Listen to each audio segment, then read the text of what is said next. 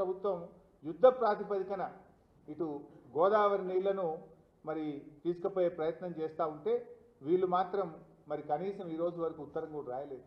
చంద్రబాబు నాయుడు గారేమో ప్రాజెక్టు కాదని నిధుల కోసమే ఉత్తరాలు రాస్తుండు. ఒకటి కాదు, రెండు మూడు ఉత్తరాలు రాస్తుండు నిర్మలా సీతారామన్.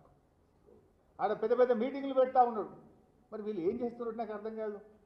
అసలు ప్రిలిమినరీ ఒక వార్తా పత్రికలో వచ్చిందన్నా ప్రభుత్వం దృష్టికి వచ్చినా వెంటనే ప్రభుత్వాలు స్పందించి లెటర్లు రాస్తుంటాయి. గతంలో ఇది కేసీఆర్ గారు రాసిన ఉత్తరం మీకు ఇది కూడా పంపిస్తారు.